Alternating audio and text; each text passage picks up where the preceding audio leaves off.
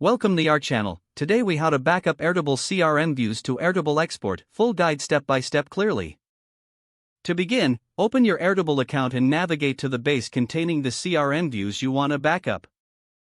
Once inside the base, select the specific view you wish to export. On the top right corner of your Airtable interface, locate the three-dot menu icon. Click on this icon to reveal a drop-down menu. From the menu options, select Download CSV. This action will prompt Airtable to prepare your data for export. Once the CSV file is ready, it will automatically download to your computer. Next, navigate to the location where the file was downloaded. Open the CSV file to ensure that it contains the correct data from your selected view. If everything looks good, return to Airtable. Repeat the process for any additional views you wish to backup. For a more organized backup, consider creating a dedicated folder on your computer for these exported files. If you're backing up multiple views, label each file clearly to avoid confusion later. After you've backed up all desired views, consider recurring backups for future data safety.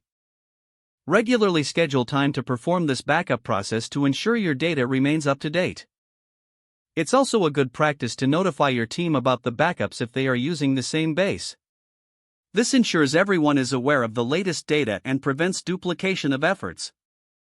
By following these steps, you can efficiently back up your Airtable CRM views to CSV files, preserving your important data securely. If the page does not load, refresh the browser or try again in a private or incognito window. Make sure you are using the correct email address, then retype it carefully to avoid small typos. If your password is not accepted, use the reset option and create a new strong password you can remember. Check your spam folder for verification or security emails, then complete any requested confirmation steps.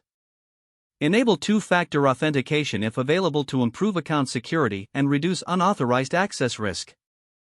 After signing in, review your profile details so your contact information and settings are accurate and current.